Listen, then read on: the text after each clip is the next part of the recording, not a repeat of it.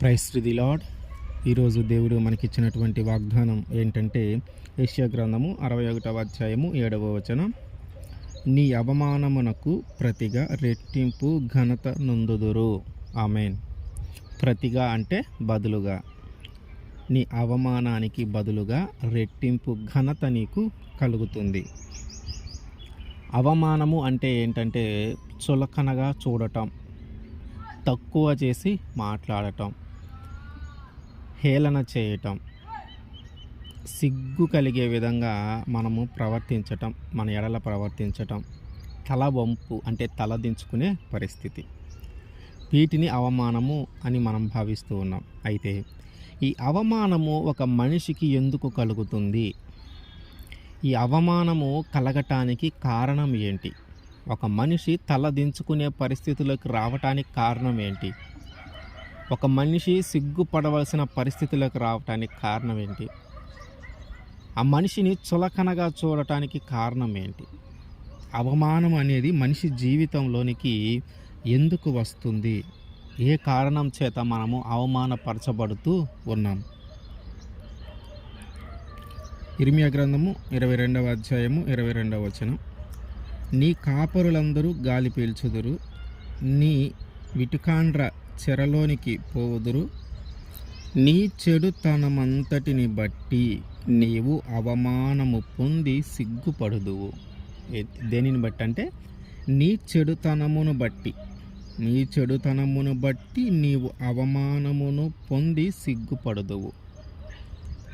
మన యొక్క చెడుతనమును బట్టి మనకి అవమానము కలుగుతుంది. మనము చేసే చెడ్డ పనులు, మనము చేసే చెడు క్రియలు ఏవైతే ఉన్నాయో వాటిని బట్టి అంట మనకి అవమానము కలుగుతుంది. ఈ సమాజంలో మనము జీవించటానికి కొన్ని కట్టుబాట్లు ఉంటాయి, కొన్ని నిర్ణయాలు ఉంటాయి, కొన్ని నియమాలు ఉంటాయి. ఈ సమాజంలో ఇలాగే జీవించాలి, సమాజంలో ఇలా జీవించకూడదు అనేవి కొన్ని ఉంటాయి.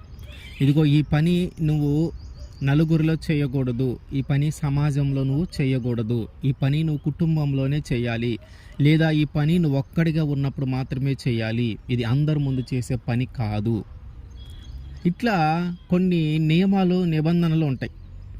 అందరి ముందు చేసేవి కొన్ని ఉంటాయి, అందరి ముందు చేయకూడనివి కొన్ని ఉంటాయి. ఎప్పుడైతే సమాజంలో మనం జీవిస్తూ ఉన్నామో ఆ సమాజానికి తగినట్టుగా మనం ప్రవర్తిస్తూ ఉండాలి. ఆ సమాజంలో నిర్ణయించినటువంటి నియమాలకు, నిబంధనలకు అనుగుణంగా మనం ప్రవర్తించాలి. ఆ సమాజంలో చేయకూడని పనులు కానీ మనం ఎప్పుడైతే సమాజంలో చేస్తామో అందరూ మనకు ఒక పేరు ఇస్తారు. ఇదేంటంటే చెడ్డవాడు, వీడు మంచివాడు కాదు, వీడు చెడ్డవాడు. నువ్వు చెడ్డవాడు అంటే నువ్వు చేసే పనులు సరిగా లేవు అని, నువ్వు చేసే పనుల వల్ల సమాజంలో ఉన్న వారందరికీ ఎట్లాంటి ఉపయోగము లేకపోగా వారందరికీ చెడు జరుగుతుందని ఆ పని వల్ల. నువ్వు చేసే పని వల్ల ఆ సమాజంలో నివసించే వారందరికీ చెడు జరుగుతుంది. కాబట్టి వీడు చెడ్డవాడు అనొక పేరు నీకు ఇస్తారు. అప్పుడే నేను చులకనగా చూడటం, తక్కువగా చూడటం మొదలవుతుందన్నమాట.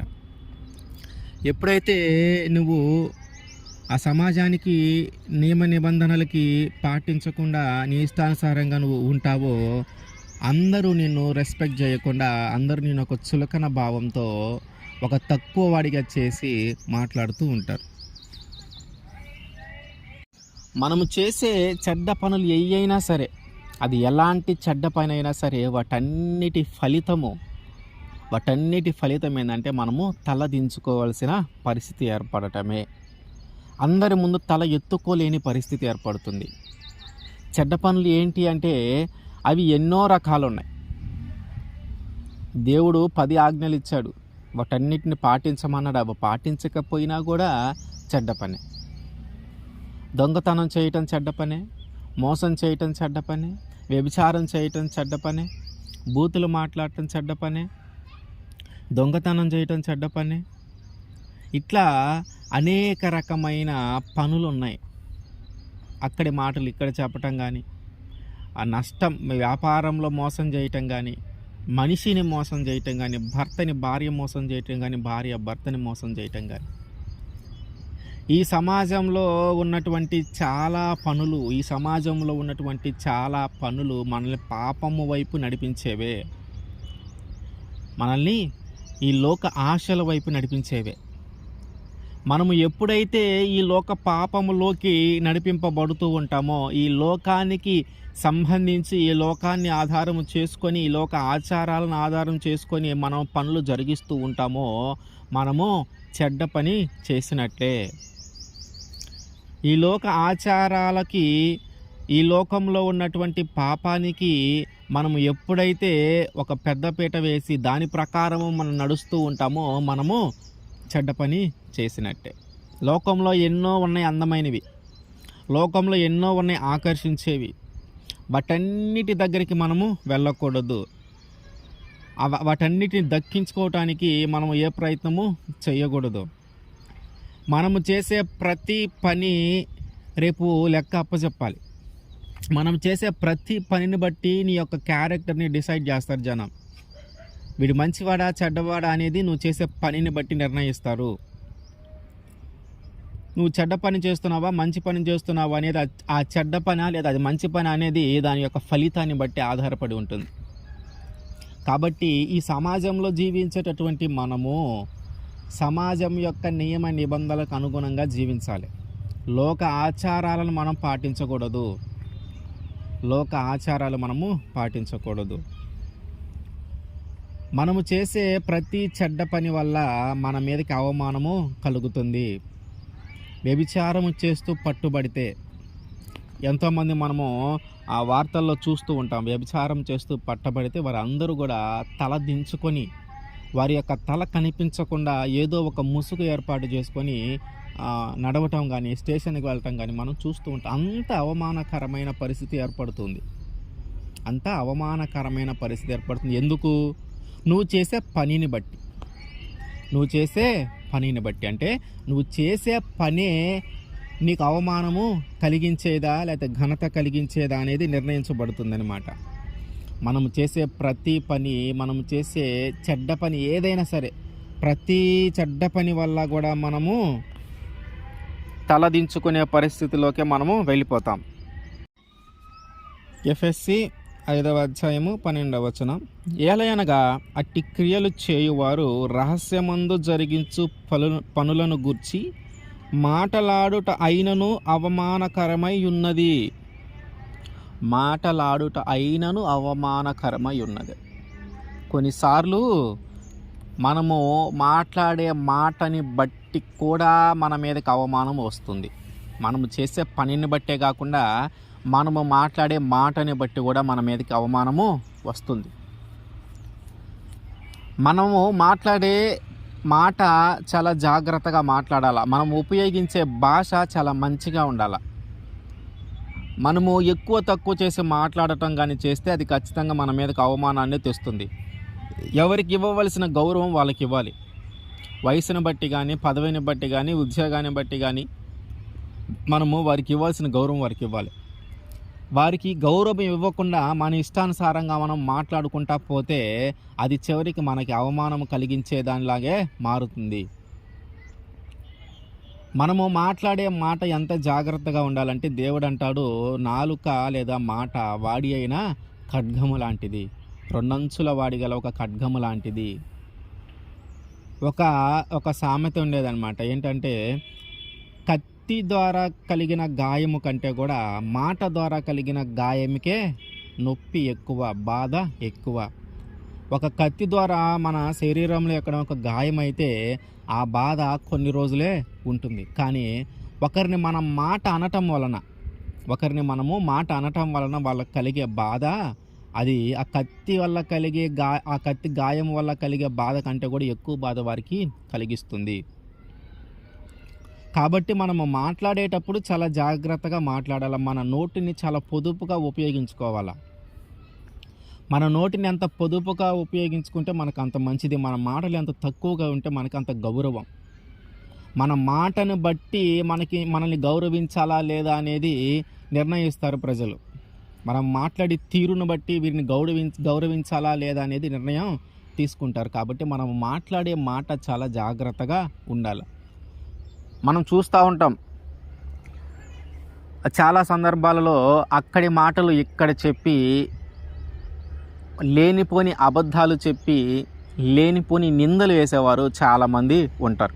వాళ్ళకి అదే పని. ఆ ఇంటి దగ్గరికి వెళ్తాం, ఈ ఇంటి దగ్గరికి వెళ్తాం, అక్కడేం జరిగిందో వీళ్ళకి చెప్పటం, ఎక్కడేం జరిగిందో వాళ్ళకి చెప్పటం. ఎవరో ఒకరిని బలి చేస్తారనమాట.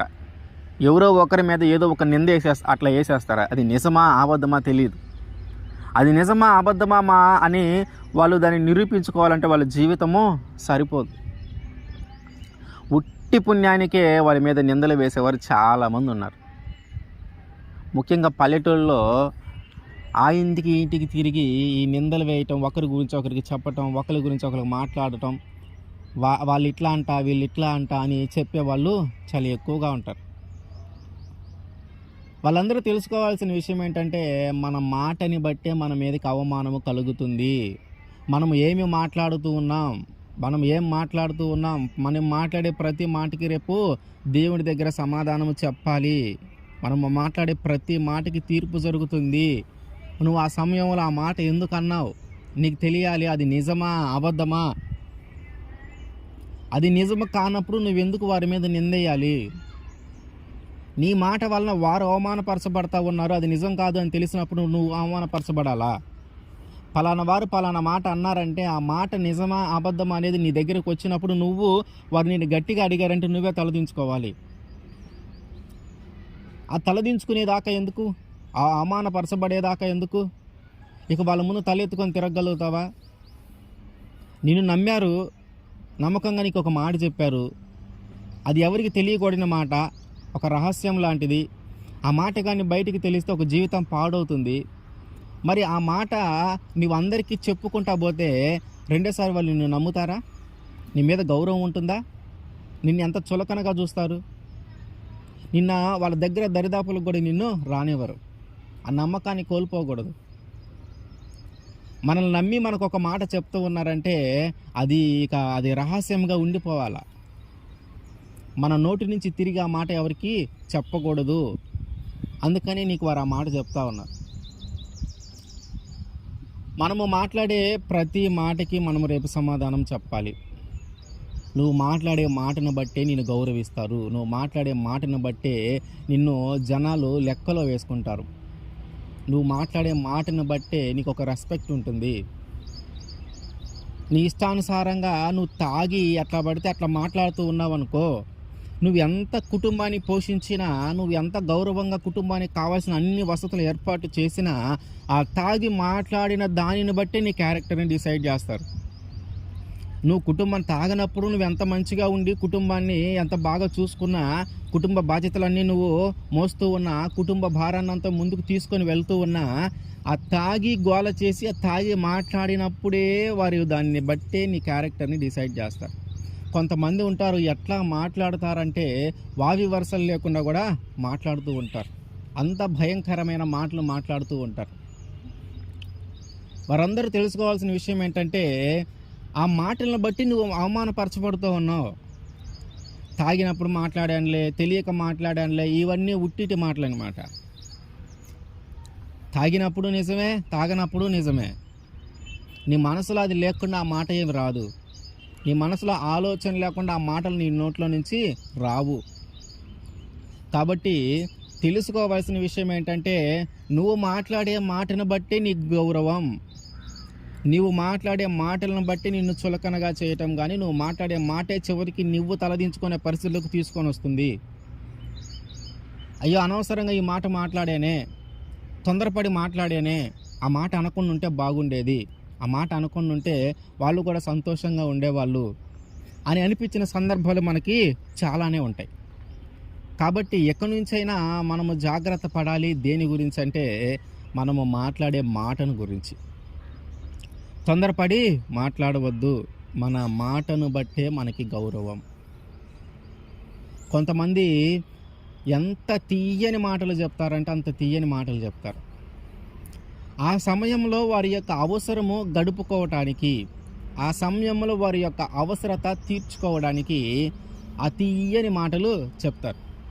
వారు చెప్పే మాటలకి ఎదుటి వాళ్ళు ఆకర్షితులయ్యి వీరు చెప్పేదంతా నిజమే కావాలని నమ్మేసి ఆ సమయంలో వారి యొక్క అవసరాలు వీరు తీరుస్తూ ఉంటారు. వాస్తవానికి అది నిజము కాదు. ఆ తీయని మాటలు ఎప్పుడు కూడా కత్తిపోటులాగే ఉంటాయి. తర్వాత ఆ మాట్లాడేటప్పుడు తేనెలాగా మధురంగా ఉన్నా అది నిజము కాదు అని తెలిసినప్పుడు దానివల్ల కలిగే బాధ కత్తిపోటు కంటే ఎక్కువగా ఉంటుంది. కాబట్టి ఒకరిని మోసం చేసే మాటలు చెప్పటం వల్ల నీకే అవమానము, ఒకరిని తిట్టడం వల్ల నీకే అవమానము, ఒకరిని దూషించటం వల్ల నీకే అవమానము, ఒకరి మీద నిందలు వేయటం వల్ల నీకే అవమానము, నీ నోటి నుంచి చెడ్డ మాటలు మాట్లాడటం వల్ల నీకే అవమానము. నువ్వు ఎంత హుందాగా ఎంత ఎడ్యుకేటెడ్ పర్సన్ అయినా సరే, ఎప్పుడైతే నీ నోరు తడబడుతుందో, ఎప్పుడైతే నీ నాలుక తడబడుతుందో ఆ క్షణానే నీ యొక్క గౌరవం మొత్తం పోతుంది. నువ్వు ఎంత ఉన్నతమైన పదవిలోనైనా ఉండు, ఎంత ఉన్నతమైన అధికారివైనా అయ్యుండు, నీ నోరు సరిగా లేకపోతే నీ నోటిని మాటను బట్టి నీ యొక్క క్యారెక్టర్ని డిసైడ్ చేస్తారు. నీ యొక్క క్యారెక్టర్ని డిసైడ్ చేసేది నీ నోటి మాటే. కాబట్టి మన మీదకి అవమానం ఎప్పుడు కలుగుతుందంటే, మనము చేసే ప్రతి చెడ్డ పనిని బట్టి మన మీదకి అవమానం కలుగుతుంది. మన మీదకి అవమానం ఎప్పుడు వస్తుందంటే, మనము మాట్లాడే ప్రతి చెడ్డ మాటను బట్టి మన మీదకి అవమానము కలుగుతుంది. యెహెజ్కేలు గ్రంథము 36వ అధ్యాయము 6వ వచనం. ప్రభువైన యెహోవా సెలవిచ్చినదేమనగా, మీరు అన్యజనుల వలన అవమానము నొందితిరి గనుక రోషముతోనూ కోపముతోనూ నేను మాట ఇచ్చి ఉన్నాను. ఇక్కడ అవమానం ఎట్లా కలుగుతుందంట? అన్యజనుల వలన మనకు అవమానం కలుగుతుందంట. అసలు అన్యజనుల వల్ల మనకు అవమానం కలగటం ఏంటి? అన్యజనుల వలన మనకి అవమానం కలగటం ఏంటి? మన దేవుడు ఎవరో వారికి తెలియదు.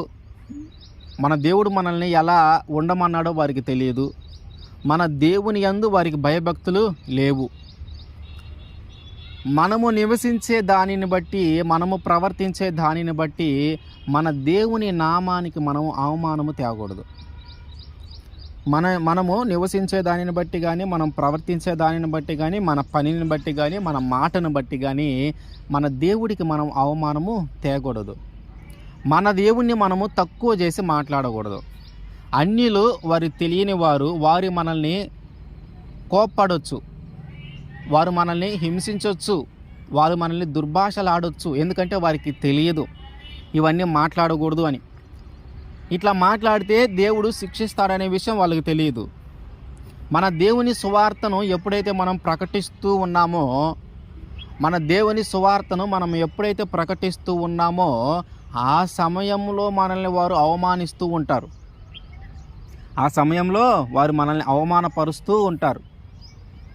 వాళ్ళ వల్ల మనకు కలిగే అవమానం ఎప్పుడంటే, మన దేవుని గురించి మనము వారి దగ్గర మాట్లాడినప్పుడు.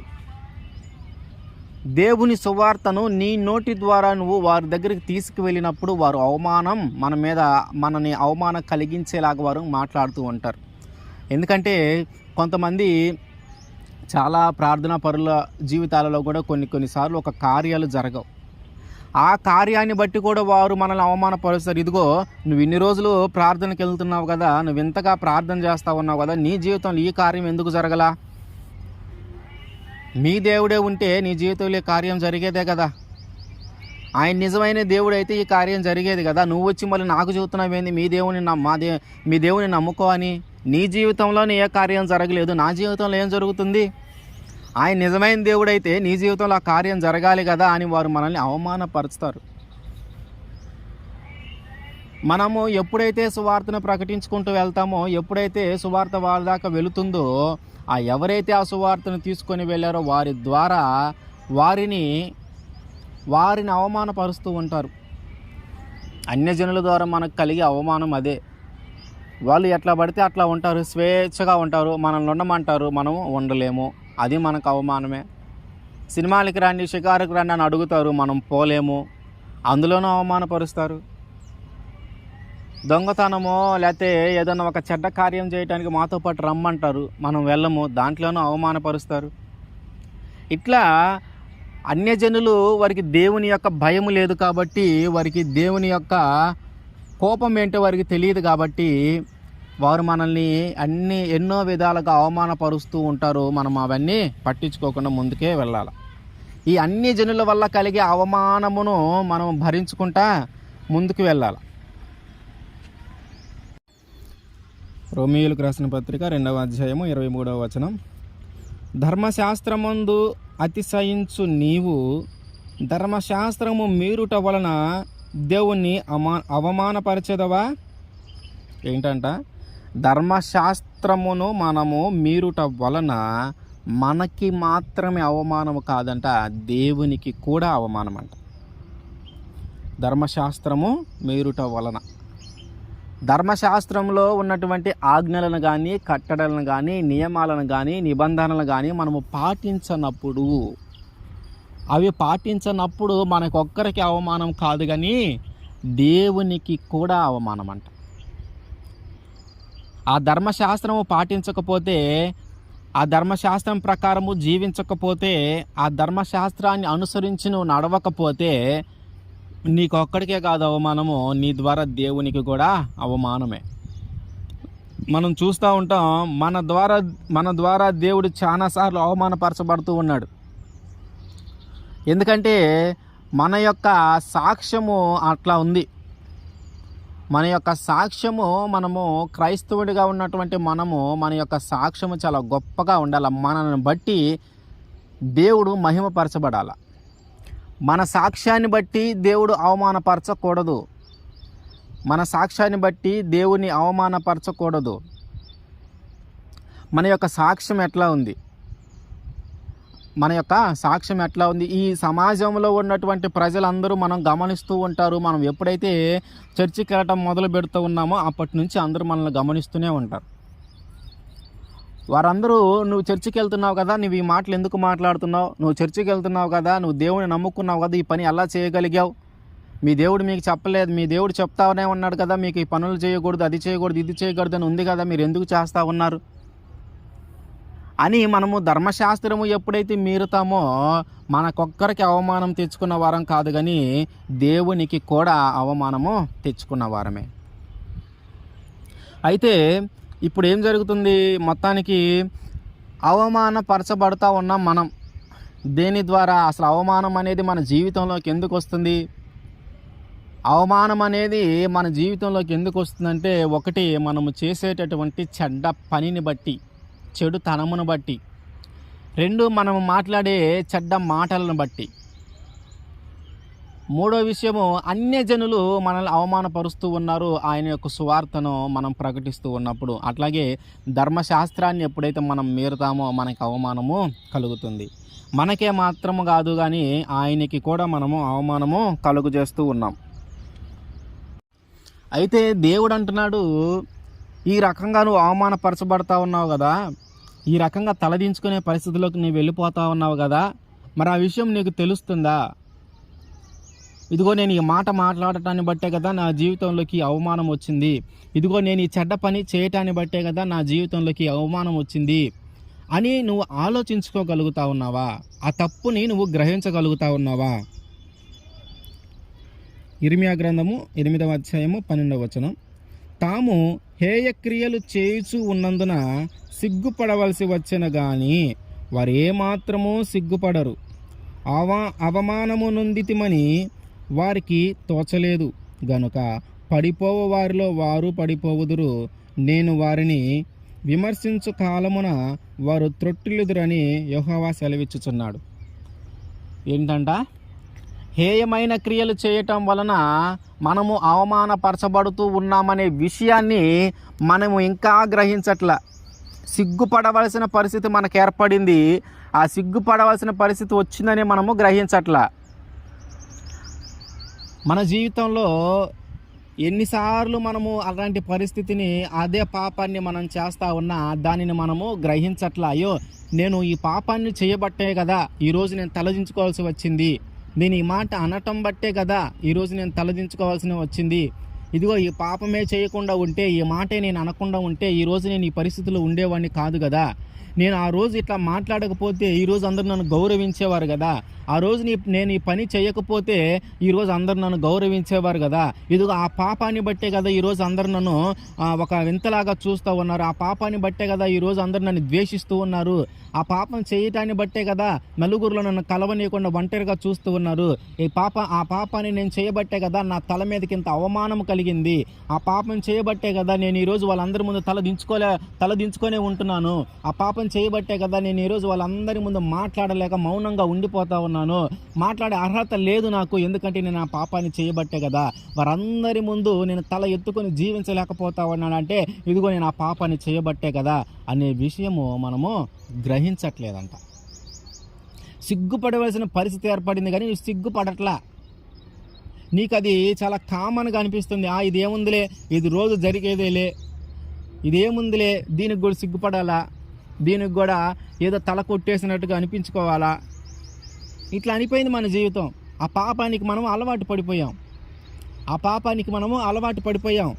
దాని నుంచి మనం సిగ్గుపడట్లా, దాని నుంచి అవమానంగా మనం ఫీల్ అవ్వట్లా, అది అలవాటు అయిపోయింది. ఇక ఆ అలవాటులోనే నువ్వు పడిపోయి ఆ పాపంలోనే పడిపోతే నువ్వు అట్లానే పోతావు. ఇక ఆ పాప నువ్వు గ్రహించాలా దాన్ని. ఏ మాటను బట్టి నా జీవితంలోకి అవమానం వచ్చింది, ఏ విషయం నేను తొందరపడి మాట్లాడాను, ఏ పనిని బట్టి, ఏ చెడ్డ పనిని బట్టి, ఏ చెడ్డ క్రియను బట్టి నా జీవితంలోకి అవమానం వచ్చింది, నేను ఎంత సిగ్గుపడవలసిన పరిస్థితుల్లోకి నేను వచ్చానంటే దానికి కారణం ఏంటి, ఏం జరిగింది నా జీవితంలో, ఏం చెడ్డ పని చేశాను, ఏం మాట మాట్లాడాను, ఎందుకు నా జీవితంలో ఇంత అవమానం వచ్చింది, ఎందుకు నా జీవితంలో ఇంత సిగ్గుపడవలసిన పరిస్థితి వచ్చింది, ఎందుకు నా ఇంటిలో నుంచి నేను బయటకు వెళ్ళాలంటే భయపడతా ఉన్నాను, అయ్యో నలుగురు ఏమనుకుంటారో, నా ముఖం చూస్తే వాళ్ళు ఏమనుకుంటారో అనే సిగ్గుపడవలసిన పరిస్థితి ఎందుకు వచ్చింది, దేనికి, ఆ కారణం ఏంటి అనేది మనము గ్రహించట్లేదంట. ఎంతసేపటికి దాన్ని ఒక టేక్ ఇట్ ఈజీగా తీసుకునే పరిస్థితిలో ఉన్నాం కానీ సిగ్గుపడే పరిస్థితిలో మనం అసలు లేనేలేము. అది చేసినది ఏమన్నా చిన్న పని అంటే అది చిన్న పని ఏం కాదు, ఏదో చిన్న తప్పులే అని అనుకోవటానికి కూడా లేదు. ఘోరమైన పాపం చేసి, ఎవరు చేయకూడని తప్పు చేసి అసలు ఇట్లాంటి తప్పు ఎట్ట చేశాడు అని అనిపించుకుని అంత తప్పులు చేసి ఇంకా సిగ్గుపడకుండా అదేదో ఒక నార్మల్గా రోజుట్లాగే ఉండటం ఎంతవరకు సమంజసం? రోజువారీ జీవితం లాగే మనం ముందుకు వెళ్తూ ఉన్నాం కానీ దానిని బట్టి మనం బాధపడట్లా, దాన్ని బట్టి మనం సిగ్గుపడట్లా, దాన్ని బట్టి విచారం లేదు మనకి, దాన్ని బట్టి దుఃఖం లేదు మనకి. ఇంత మంచిగా జీవించానే ఇన్ని రోజులు, ఇదిగో ఈ ఒక్క మాటను బట్టే కదా వీళ్ళందరూ నాకు దూరం అయ్యారు, ఇంత స్నేహంగా ఉన్నాను కదా ఇన్ని రోజులు, ఇదిగో ఈ ఒక్క మాటను బట్టే కదా వీళ్ళందరూ నాకు దూరం అయ్యారు, ఇన్ని రోజులు అందరు నన్ను గౌరవంగా చూసుకున్నారు కదా, ఇన్ని రోజులు అందరూ నాకు మంచిగా రెస్పెక్ట్ ఇచ్చారు కదా, ఇదిగో ఈ పని చేయటాన్ని బట్టే కదా వీళ్ళందరూ నన్ను గౌరవంగా చూడట్లేదు, చులకనగా చూస్తున్నారు నన్ను అని మనము గ్రహించుకోవట్లేదంట. ఎంతకాలం నువ్వు గ్రహించకుండా ఉంటావు, ఎంతకాలం నువ్వు తెలుసుకోకుండా ఉంటావు? నువ్వు చేసిన తప్పన్న నువ్వు గ్రహించలేకపోతే ఎలా? నువ్వు మాట్లాడిన మాటని తిరిగి ఒకసారి నువ్వు జ్ఞాపకం చేసుకో, అది ఎంత పెద్ద మాట అన్నావు, ఎంత నొప్పి కలిగించే మాట అన్నావు, ఎంత అవమానం కలిగే మాట అన్నావు. నీ మాటను ఒకసారి నువ్వు గమనించు. నీ మాట ఒకవేళ తప్పుగా మాట్లాడితే గుర్తించు దాన్ని. దేవుడు అంటున్నాడు, వీళ్ళు ఎన్ని హేయమైన క్రియలు చేసి వీళ్ళకి అవమానం ఎంత కలుగుతున్నా, ఎంత సిగ్గుపడవలసిన పరిస్థితి వచ్చినా వాళ్ళు సిగ్గే పడట్లేదు, వాళ్ళకి అవమానం కలిగినట్టే లేదు. కాబట్టి వారు ఇక పడిపోయే వారితో పాటు వాళ్ళు కూడా పడిపోతారు. నేను ఇక వారిని లేపను. పాపంలో పడిపోయేవారంటే వాళ్ళు కూడా పాపంలో పడిపోవాలి, వాళ్ళు ఇంకా అట్లా చనిపోవటమే. తిరిగి ఆయన లేపడు, తిరిగి ఆ పాపంలో నుంచి ఆయన నిన్ను బయటికి తీసుకొని రాడు. ఎందుకంటే నీ తప్పు నువ్వు తెలుసుకోవాలా, నీ మాట ఏం మాట్లాడావు నువ్వు తెలుసుకోవాలా. దానిని బట్టి ఆయన దగ్గరికి వెళ్ళి నువ్వు పశ్చాత్తాపడితే, దాన్ని బట్టి ఆయన క్షమించమని అడిగితే ఆయన క్షమించి నీ యొక్క కన్నీటిని చూసి ఆ పాపము నుంచి, ఆ దోషము నుంచి, ఆ మాట నుంచి నిన్ను విడిపిస్తాడు. అట్లా కాకుండా ఇంకా ఇష్టానుసారంగా, ఇంకా నీ ఇష్టంగా నువ్వు జీవిస్తూనే ఉన్నావు.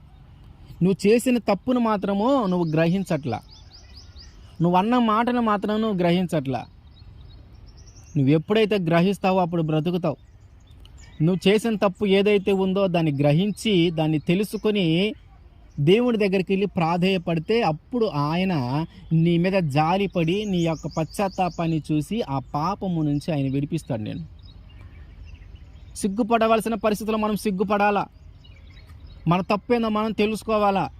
ఏ చెడ్డ పని చేయటం వల్ల ఇదంతా జరిగింది, ఏ మాట మాట్లాడటం వల్ల ఇదంతా జరిగింది అనేది మనం గ్రహించుకొని తిరిగి అట్లాంటి పని చేయకుండా, అట్లాంటి మాట మాట్లాడకుండా మన నోటిని, మన ప్రవర్తనను మనం జాగ్రత్తగా చూసుకోవాలి. యెహెజ్కేలు గ్రంథము 36వ అధ్యాయము 15వ వచనం. నిన్ను గూర్చి అన్య జనము చేయు అపహాస్యము నీకిక వినబడకుండా చేసేదను. జనముల వలన కలుగు అవమానమును నీవిక భరింపవు. నీవు నీ జనులను పుత్రహీనులుగా చేయక ఉందువు. ఇదే యెహోవా వాక్కు. ఏమని సెలవిస్తున్నాడు ఆయన? ఎవరైతే అన్యజనులు నిన్ను అపహాస్యము చేశారో ఇక నుంచి ఆ అపహాస్యము నువ్వు చూడవు. ఆ అపహాస్యము నీకు వినపడకుండా నేను చేస్తాను. ఎవరైతే జనులు ఉన్నారో, ఎవరైతే నేను అవమానపరిచేవారు ఉన్నారో వారి యొక్క అవమానమును నీవిక భరింపవలసిన అవసరము లేదు. మనుషులు నిన్ను అవమానపరచవచ్చు, మనుషులు నీ మీద నిందలు వేయవచ్చు, మనుషులు నిన్ను హేళన చేయవచ్చు, మనుషులు నిన్ను అపహాస్యము చేయవచ్చు. దేవుడు ఏమంటున్నాడంటే, ఎవరైతే నిన్ను అపహాస్యం చేస్తూ ఉన్నారో, ఎవరైతే నిన్ను హేళన చేస్తూ ఉన్నారో, ఎవరైతే నిన్ను తక్కువ చేసి మాట్లాడుతూ ఉన్నారో, ఎవరైతే నిన్ను లెక్క చేయకుండా, నిన్ను ఒక లెక్కలోకి తీసుకోకుండా మాట్లాడుతూ ఉన్నారో, ఇదిగో వాళ్ళ వల్ల నీకు కలిగేటటువంటి అవమానము గురించి నీవిక భరింపవలసిన అవసరము లేదు. అవమానమునంతా నేను తొలగించబోతా ఉన్నాను. ఏ మనిషి వల్ల నువ్వు అవమానపరచబడుతూ ఉన్నావో, ఏ మనిషి వల్ల నువ్వు హేళన చేయబడుతూ ఉన్నావో, ఏ మనిషి వల్ల నువ్వు తక్కువ చేయబడుతూ ఉన్నావో, ఎవరైతే నేను లెక్కలోకి వేసుకోకుండా మాట్లాడుతూ ఉన్నారో, ఎవరైతే నేను హేళన చేస్తూ ఉన్నారో, ఎవరైతే నేను అవమానపరుస్తూ ఉన్నారో వాళ్ళ గురించి నీవిక భయపడవలసిన పని లేదు. ఎందుకంటే నీ అవమానమును మొత్తమును ఆయన తొలగించబోతూ ఉన్నాడు. నీ అవమానమును మొత్తము ఆయన తొలగించబోతూ ఉన్నాడు. నీకు కలిగినట్టు అవమానం ఏదైనా సరే, నీకు కలుగుతున్నటువంటి అవమానం ఏదైనా సరే, మనుష్యుల వలన నీకు కలుగుతున్నటువంటి అవమానం ఏదైనా సరే, వాటన్నిటి నుంచి ఆయన నిన్ను విడిపించబోతూ ఉన్నాడు. ఆయన అదే చెప్తా ఉన్నాడు, మనుష్యుల వలన, ఈ జనుల వలన నీకు అవమానం కలిగి ఉంటే అవమానమును నువ్వు ఇంకా భరింపవలసిన అవసరము లేదు. ఎందుకు భరింపవలసిన అవసరం లేదు అంటే, ఆయన నీ అవమానమును మొత్తము తొలగించబోతూ ఉన్నాడు. తల దించుకొని ఉండవలసిన పరిస్థితుల్లో నీవు తల ఎత్తుకొని నడిచేలాగా ఆయన చేయబోతూ ఉన్నాడు. ఆ తప్పును బట్టి నలుగురిలో నువ్వు నడవలేకపోతా ఉన్నావేమో, నలుగురిలో నువ్వు తిరగలేకపోతా ఉన్నావేమో, ఇదిగో వాటన్నిటిని తొలగించి నీకు ఒక మంచి హృదయాన్ని, మంచి గౌరవాన్ని ఆయన ఇవ్వబోతూ ఉన్నాడు. కాబట్టి మనము ఇక అన్య జనుల వల్ల కలిగే అవమానము కానీ, ఈ జనుల వల్ల కలగబోతున్నటువంటి హేళన కానీ, అపహాస్యము కానీ, ఆ అవమానము గురించి ఇక మనము ఆలోచించవలసిన అవసరం లేదు, వాటిని భరింపవలసిన అవసరం లేదు. ఆయన అవమానములన్నిటి నుంచి మనల్ని విడిపించబోతూ ఉన్నాడు. జెఫన్యా 3వ అధ్యాయము 19వ వచనం. ఆ కాలమున నిన్ను హింసపెట్టు వారినందరినీ నేను శిక్షింతును, కుంటుచు నడుచు వారిని నేను రక్షించుదును, చెదరగొట్టబడిన వారిని సమకూర్చుదును. ఏ ఏ దేశములో అవమానము నొందిరో అక్కడ నెల్ల నేను వారికి ఖ్యాతిని, మంచి పేరును కలుగజేసేదను. ఏ ఏ దేశములో అవమానము పొందిరో అక్కడే మనకు ఒక ఖ్యాతిని, మంచి పేరును ఆయన ఇస్తాడంట. ఎక్కడైతే నువ్వు అవమానపరచబడ్డావో అక్కడనే దేవుడు నిలబెడతాడు. ఎవరి దగ్గరైతే నువ్వు తక్కువ చేసి మాట్లాడారో వారి దగ్గరే దేవుడు నిన్ను హెచ్చింపజేస్తాడు. దేవుడు అదే చెప్తున్నాడు, నీ ఊరిలో నీకు అవమానం కలిగిందంటే వేరే ఊరిలో నిన్ను మంచి పేరు ఇవ్వట్లా, వేరే ఊరిలో నిన్ను గణపరచట్లా. ఇదిగో ఎక్కడైతే అవమానం కలిగిందో, ఎక్కడైతే హేళన చేసి మాట్లాడారో, ఎక్కడైతే అపహాస్యము చేసి మాట్లాడారో, ఎక్కడైతే తలదించుకునే పరిస్థితుల్లోకి నిన్ను తీసుకొని వచ్చారో అక్కడే ఆ ప్రదేశంలోనే ఆ మనుష్యుల మధ్యనే ఆయన నిన్ను ఒక మంచి పేరుగాను ఒక మంచి ఘనత నీకు కలిగే విధంగా ఆయన చేస్తాడు. మనకి ఏ మనుషుల మధ్య అవమానం కలిగిందో ఆ మనుషుల మధ్యనే ఆయన నిన్ను గొప్పవాడిగా చేస్తాడు. కానీ ఇక్కడ అవమానం కలిగితే వేరే చోట నిన్ను గొప్పవాడిగా చేయడు. మనకు కావాల్సింది కూడా అదే. ఎవరైతే మనం తక్కువ చేసి మాట్లాడారో వారి దగ్గరే మనం హెచ్చింపబడాలా. ఎవరైతే మనల్ని హేళనగా మాట్లాడారో వారి దగ్గరే మనము ఘనత వహించాలా.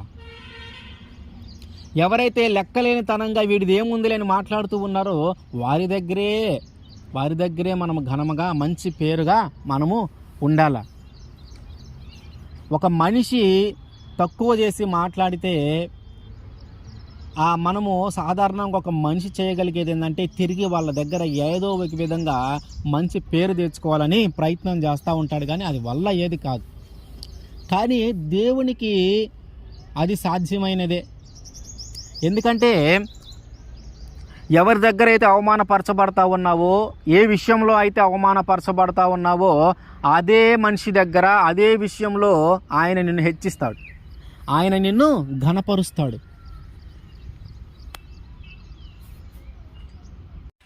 ఉద్యోగ విషయంలోనైనా సరే ఒక అధికారి నిన్ను చాలా తక్కువగా చూస్తున్నా, ఒక ఉద్యోగి నిన్ను చాలా తక్కువగా చూస్తున్నా దేవుడు అట్లాంటి పరిస్థితులకు తీసుకొని వస్తాడంటే అదే అధికారి నిన్ను గౌరవించేలాగున, అదే అధికారి నిన్ను మంచిగా చూసేలాగున ఆయన మారుస్తాడు పరిస్థితుల్ని.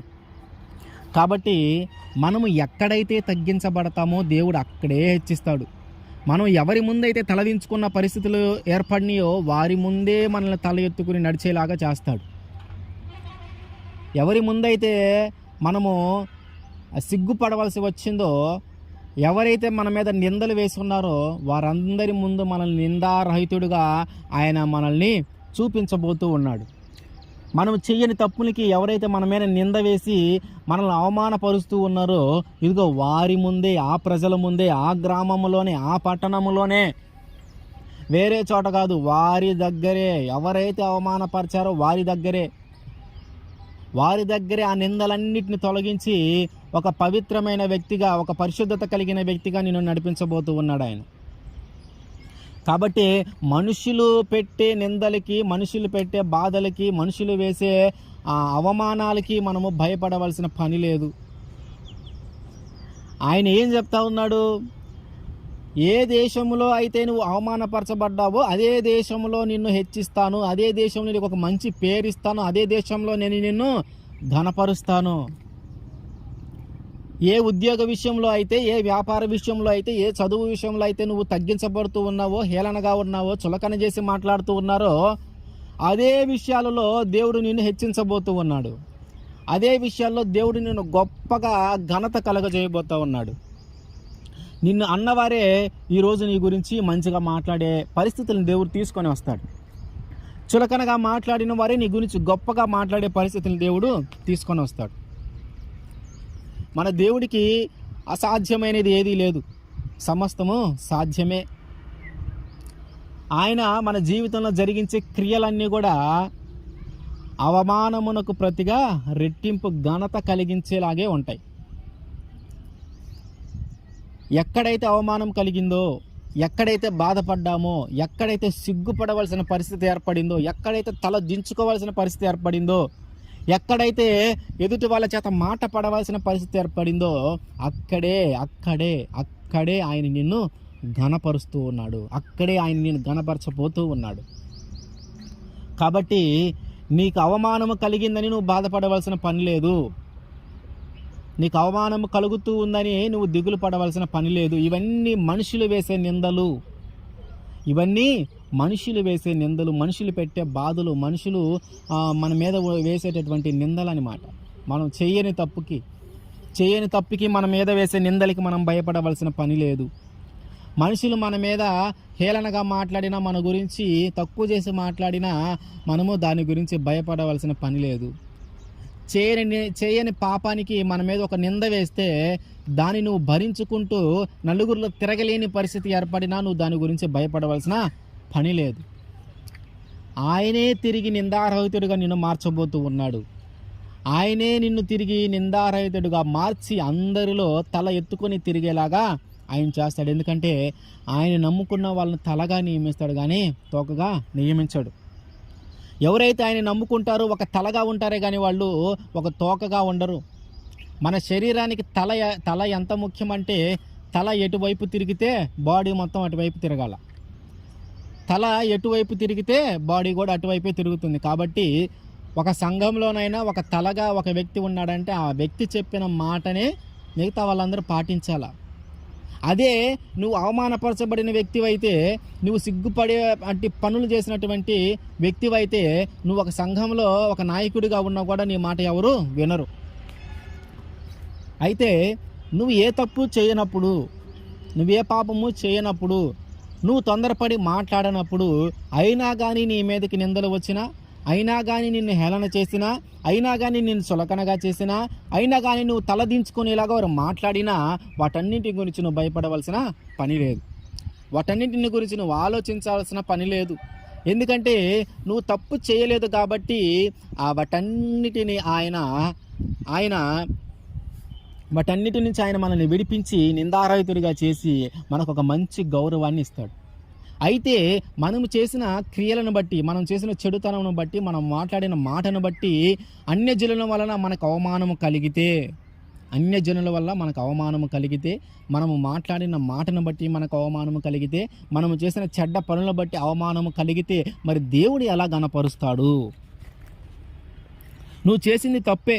ఇందాక మనం మాట్లాడింది నువ్వు తప్పు చేయకుండా, నువ్వు ఏ పాపంలో పాల్గొనకుండా, నువ్వు ఏ మాట అనకుండా నీ మీద నిందలు వేసినప్పుడు, నీ మీద అబద్ధాలు చెప్పి నిన్ను తలదించుకునే పరిస్థితిలోకి తెచ్చినప్పుడు దేవుడు ఖచ్చితంగా నిన్ను నిందారహితుడిగా మార్చి నీ యొక్క మంచితనం ఏంటి, నువ్వు ఆ పాపము చేయలేదు, ఆ మాట అనలేదు, నువ్వు ఆ తప్పు చేయలేదని దేవుడే నిరూపిస్తాడు అందరికి.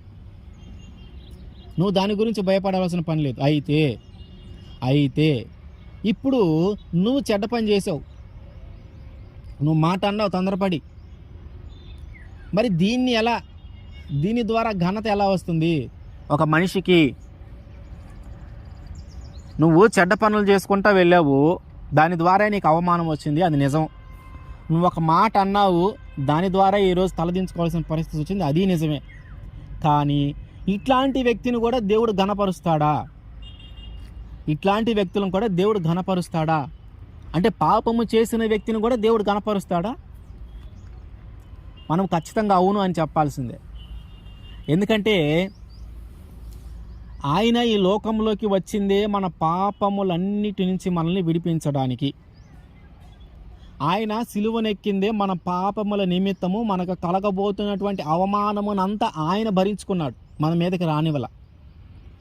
ఆయన భరించుకున్నాడు మన పాపముల నిమిత్తము మనకు కలగబోతున్నటువంటి అవమానము మొత్తం ఆయన భరించుకొని ఆయన సిలువనెక్కాడు.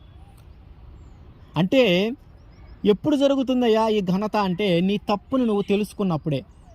నీ అంతటా నువ్వు పాపాలు చేసుకుంటా పోతే ఆయనే నేను ఘనపరచడు. నీ అంతటా నువ్వు ఏ మాట పడితే ఆ మాట మాట్లాడుకుంటూ పోతే ఆయన నిన్నేం ఘనపరచడు. కానీ ఎప్పుడైతే నువ్వు చేసినది చెడ్డ పని, అవును నేను పొరపాటుని చెడ్డ పని చేస్తానని, నేను ఈ పాపము చేస్తానని ఎప్పుడైతే నువ్వు గుర్తిస్తావో, ఎప్పుడైతే నువ్వు ఆ పనిని గుర్తిస్తావో, ఇది చెడ్డ పని, ఇది చెయ్యకూడని పని, కానీ నేను చేశాను, ఇది చెయ్యకూడని పని నేను చేశాను, ఇంకెప్పుడు నా జీవితంలో ఈ తప్పు చెయ్యను, ఇంక నేను ఎప్పుడు నా జీవితంలో ఈ పాపము చెయ్యను అనే విషయాన్ని నువ్వు ఎప్పుడైతే గ్రహిస్తావో అప్పుడు మారుతుంది జీవితం. నువ్వు ఆ పాపాన్ని చేసుకుంటా పోయినంతకాలము నీ జీవితం ఏం మారదు. నువ్వు ఆ పాపంలో ఉన్నంతకాలము నీకు కలిగినట్టు అవమానం ఏం పోదు. నువ్వు ఆ పాపాన్ని చేస్తూ ఉన్నంత కాలం నువ్వు అదే అవమానాన్ని భరిస్తూ ఉండాలా. ఆ పాపము చేస్తున్నంత కాలం అదే తలదించుకునే పరిస్థితుల్లోనే నువ్వు ఉంటావు. ఆ పాపము చేస్తూ ఉన్నంత కాలము అందరూ నేను చులకనగానే చూస్తారు. ఎప్పుడైతే ఆ తాగుడు మానేశావో, ఎప్పుడైతే ఆ వ్యసనాన్ని వదిలేశావో అప్పుడు జరుగుతుంది నీకు ఘనత. నీవు చేసినటువంటి పాపాన్ని నువ్వు తాగి వచ్చి అట్లా పడితే అట్లా మాట్లాడటం ఎప్పుడైతే ఆపుతావో, ఎప్పుడైతే తాగటం మానేస్తావో, ఎప్పుడైతే ఆ తాగినప్పుడే మాట్లాడతావు కానీ మిగతా టైంలో అంతా మంచిగా మాట్లాడినా ఆ తాగినప్పుడు మాట్లాడే మాటలే మనిషికి ఎక్కువగా బాధ కలిగిస్తాయి. కాబట్టి నువ్వు ఆ తాగటము ఒక చెడ్డ పని, నేను దీనికి బానిస అయిపోయాను, ఇక నేను ఎప్పుడు తాగకూడదు అని ఒక నిర్ణయం తీసుకుంటావు చూడు. అప్పుడు మారుతుంది జీవితం, అప్పుడు పోతుంది అవమానం. దేవుడు అప్పుడు ఘనపరచటానికి సిద్ధంగా ఉంటాడు. నీ అంతట నువ్వు పాపం చేసుకుంటా పోతే, నీ అంతట నువ్వు మాటలు అనుకుంటా పోతే దేవుడు ఏమి ఘనపరచడు, నీ జీవితం ఏం మారదు. దేవుడు నిన్ను ఎప్పుడు ఘనపరుస్తాడంటే, నువ్వు చేసిన తప్పును నువ్వు గ్రహించి, నువ్వు మాట్లాడిన మాటను నువ్వు గ్రహించి, ఆ తప్పుని దేవుడి దగ్గరకు వచ్చి క్షమించమని అడిగి, ఆ తప్పుని బట్టి నువ్వు పశ్చాత్తాపడి, ఆ తప్పుని ఇంకెప్పుడు చేయనని ఒక నిర్ణయం తీసుకొని, ఎప్పుడైతే ఆ బాప్తిసం పొందుకుంటావో అక్కడి నుంచి మొదలవుతుంది నీ ఘనత. అప్పుడు దాకా నిన్ను అవమానించిన వారు ఇక నేను అవమానపరచరు. అప్పుడు దాకా నిన్ను చులకనగా చూసిన వారు నిన్ను చులకనగా చూడడు. అప్పుడు దాకా నిన్ను తక్కువ చేసి మాట్లాడిన వారు ఇక నిన్ను తక్కువ చేయరు. అది ఘనతే కదా.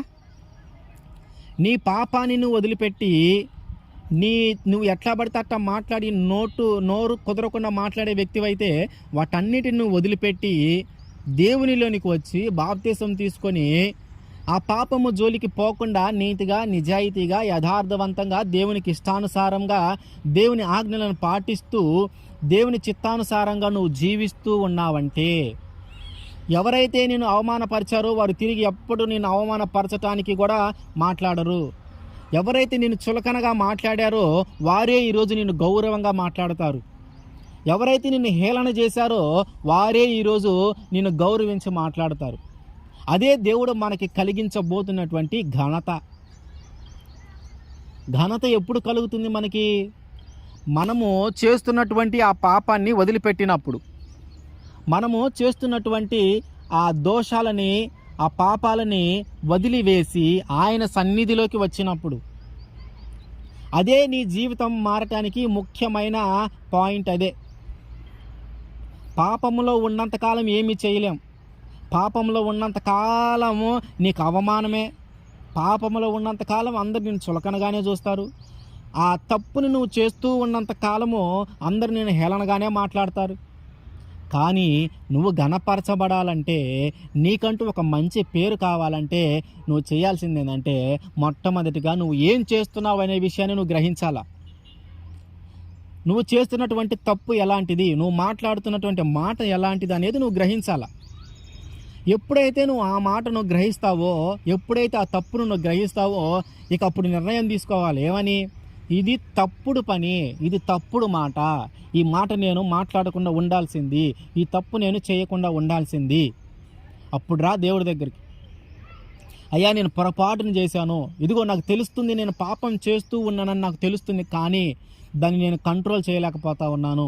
ఇదిగో నేను అనుకుంటున్నాను నేను ఈ తప్పు చేయను అనుకుంటున్నాను, కానీ అక్కడికి వెళ్ళగానే ఆటోమేటిక్గా నేను ఆ పాపంలో పడిపోతా ఉన్నాను. నాకు తెలియట్లేదు దాన్ని ఎలా జయించాలి అని, నాకు తెలియట్లేదు దాని నుంచి నేను ఎలా బయటపడాలని, నాకు సహాయం చెయ్యి.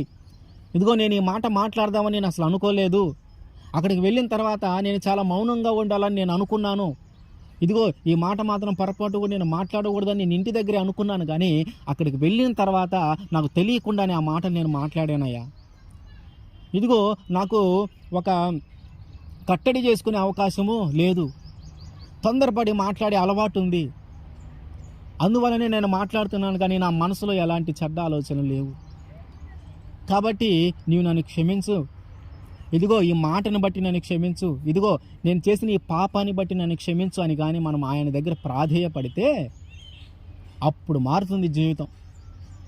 అప్పుడు వస్తుంది నీకు ఒక మంచి పేరు, అప్పుడు ఇస్తాడు దేవుడు ఘనత. కాబట్టి మనం మనం ఏ పని చేస్తూ ఉన్నాము, ఏమి మాట్లాడుతూ ఉన్నాము అనేది చాలా ముఖ్యమైన అంశము. ఎందుకంటే అది మనల్ని అవమానానికి దారితీస్తుంది, తల దించుకునే పరిస్థితులకు మనం తీసుకొని వెళ్తుంది. అందరూ మనల్ని చులకనగా చూసే పరిస్థితి మనకు కలిగిస్తుంది మనం చేసే పని, మనం మాట్లాడే మాట.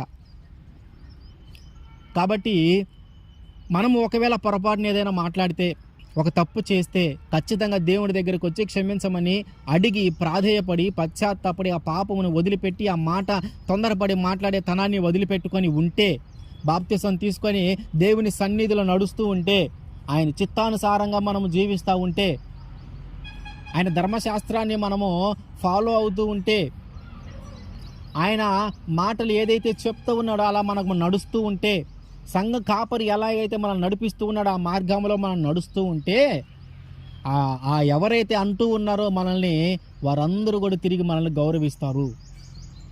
చులకనగా మాట్లాడిన వారే, నువ్వు ఎప్పుడైతే దేవుని సన్నిధిలోకి వెళ్ళి పరిశుద్ధంగా పవిత్రంగా జీవిస్తూ ఉన్నావో, నీ యొక్క జీవన విధానాన్ని చూసి, దేవుడు నిన్ను మార్చిన విధానాన్ని చూసి వారే నిన్ను గౌరవిస్తారు. అప్పటిదాకా నిన్ను పలకరించిన వాడు కూడా అప్పటి నుంచి నిన్ను పలకరిస్తాడు. అప్పుడు దాకా నిన్ను జస్ట్ పేరు పెట్టి పిలిచేవాడు కూడా ఆ తర్వాత నుంచి ఒక వరుస కలిపి పిలుస్తాడు. బాగున్నావా బాబాయ్, బాగున్నావా మామయ్య, ఇట్లా. అప్పుడు దాకా నేను పేరు పెట్టి పిలిచేవాడు ఆ తర్వాత నుంచి నీకు ఒక చివరిలో ఒక గౌరవాన్ని యాడ్ చేసి పిలుస్తూ ఉంటారు. ఎక్కడి నుంచి వచ్చింది ఈ ఘనత అంటే దేవుని సన్నిధిలో నుంచి వచ్చింది. నువ్వు ఎప్పుడైతే దేవుని రక్తంలో నీ పాపము కడగబడిందో, ఎప్పుడైతే దేవుని సన్నిధిలో నువ్వు మోకరిల్లావో, ఎప్పుడైతే దేవుని సన్నిధిలో నువ్వు మోకరిల్లి పశ్చాత్తాపడి కన్నీళ్ళు విడిచి ఆ పాపం గురించి ప్రార్థన చేస్తూ ఉన్నావో, దేవుని దగ్గర ఆ పాపం గురించి ఒప్పుకుంటా ఉన్నావో, ఆ తర్వాత ఆయన నిన్ను మార్చుకుంటూ వెళ్తూ ఉన్నాడు. ఇదిగో నువ్వు ఇట్లా నడవాలి, ఇట్లా నడవాలి, ఇట్లా నడవాలని ఆయన ఒక దారి చూపించుకుంటూ వెళ్తూ ఉన్నాడు. నువ్వు చేయవలసింది గుడ్డిగా ఆయన నమ్ముకుంటా ముందుకు వెళ్ళటమే. నువ్వు చేయవలసింది గుడ్డిగా ఆయన నమ్ముకుంటూ ముందుకు వెళితే ఆ ఘనత ఎల్లప్పుడూ నీకు ఉంటుంది.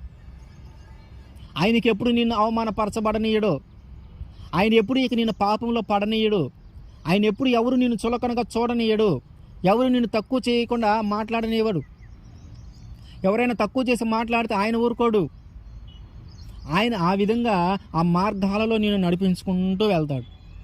కాబట్టి మనకి ఘనత, మహిమ, మనకి ఘనత ఎప్పుడు కలుగుతుందంటే మనం చేసేటటువంటి తప్పు, మనం మాట్లాడుతున్నటువంటి మాటను మనము గ్రహించినప్పుడు, ఆ గ్రహించి ఆయన సన్నిధిలోకి వచ్చి వాటిని అన్నిటిని ఒప్పుకొని మనము ప్రాధేయపడి వాటన్నిటిని విడిచిపెట్టి మనం బాప్తిసం పొంది ఆయన సన్నిధిలో మనము నిలబడి ఆయన నడిపించే విధానంలో గుడ్డిగా మనం నడుచుకుంటా వెళితే, పూర్వకాలంలో అంటే పాత జీవితంలో ఎవరైతే మనల్ని హేళన చేశారో, ఆ పాత జీవితంలో ఎవరైతే మనల్ని తక్కువ చేసి మాట్లాడారో, ఆ పాత జీవితంలో ఎవరైతే మనల్ని అపహాస్యం చేశారో, ఆ పాత జీవితంలో ఎవరైతే మనల్ని అవమానపరిచారో, ఇదిగో నూతనమైన జీవితం దేవుడు మనకిచ్చినప్పుడు, నూతనమైన మనసు దేవుడు మనకిచ్చినప్పుడు, ఆ నూతనమైన జీవితాన్ని బట్టి, ఆ నూతనమైన ప్రవర్తనను బట్టి, ఆ నూతనమైన మాటను బట్టి తిరిగి వాళ్ళందరూ మనల్ని గౌరవిస్తారు.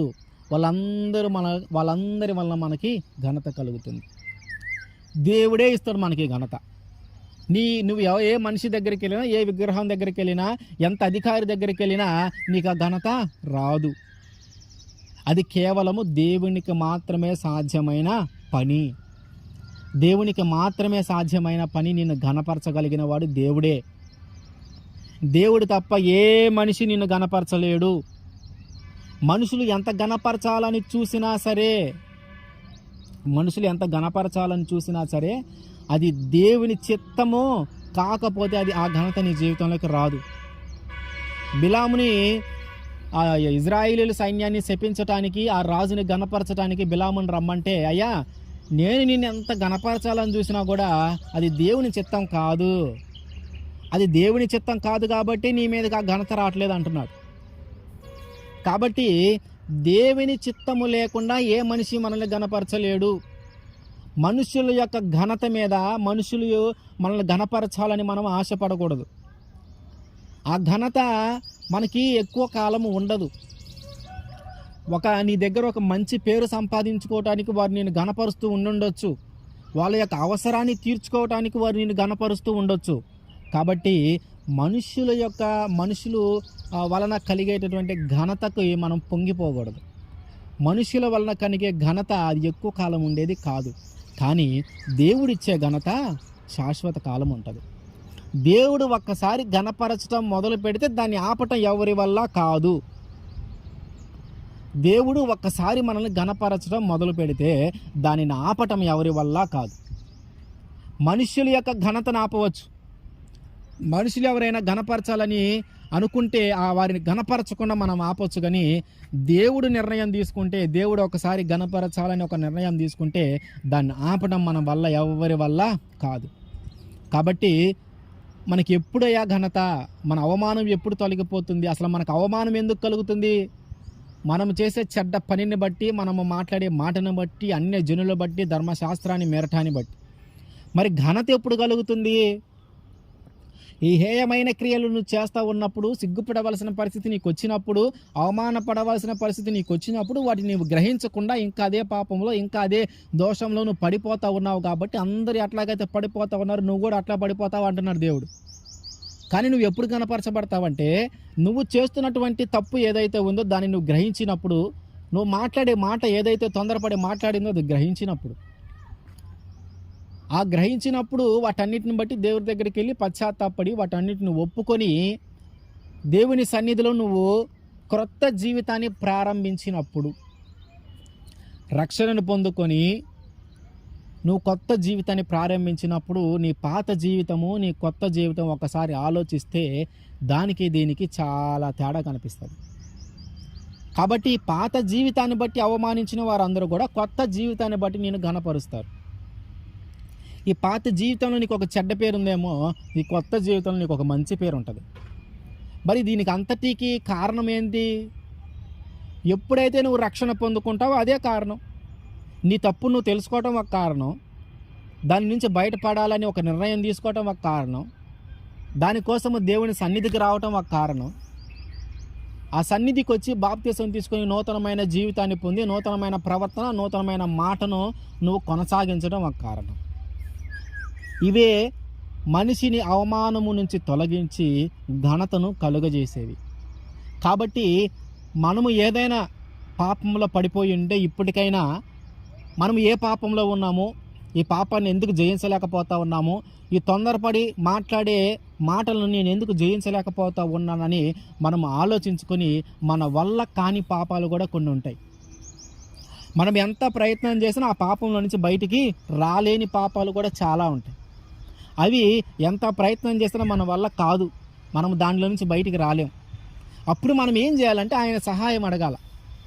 అయ్యా, నేను ఎన్నిసార్లు ప్రయత్నం చేసినా దీన్ని జయించలేకపోతా ఉన్నాను, నా వల్ల కావటం లేదు, ఇదిగో నువ్వే నన్ను ఆ పాపంలో నుంచి బయటికి తీసుకురంటే ఆయన ఖచ్చితంగా ఆ పాపము నుంచి ఆయన మనల్ని ఖచ్చితంగా బయటికి తీసుకొని వస్తాడు.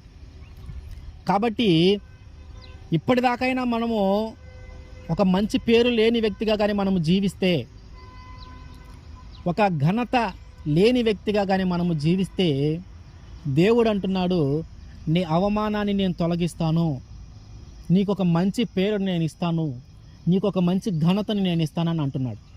ఆయన దగ్గరికి రా.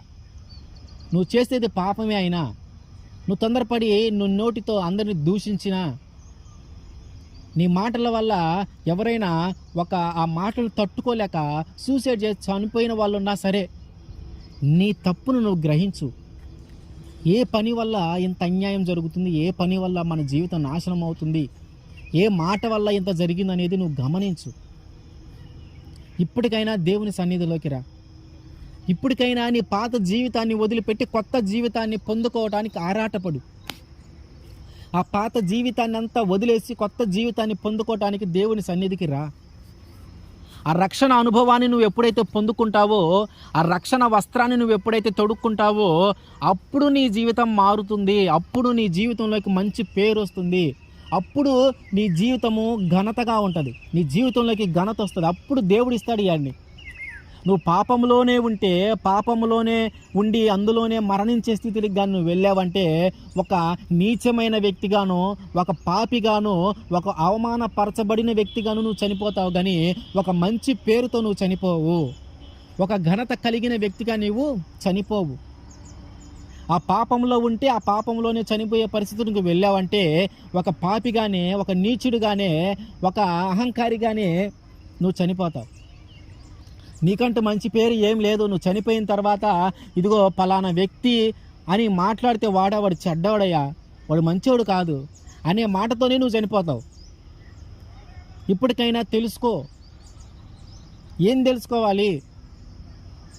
ఏం తెలుసుకోవాలంటే నువ్వు చేసే పాపం ఏంటి, నువ్వేం పనులు చేస్తా ఉన్నావు, దేనివల్ల నీకు అంత అవమానం కలుగుతుంది, ఏ పనిని బట్టి నీకు అంత అవమానం కలుగుతుంది, ఏ మాటను బట్టి నీకు అంత అవమానం కలుగుతుంది, ఆ పాపాన్ని నువ్వెందుకు జయించలేకపోతా ఉన్నావు, ఆ మాటను నువ్వెందుకు అనకుండా ఉండలేకపోతా ఉన్నావు, అది గ్రహించు.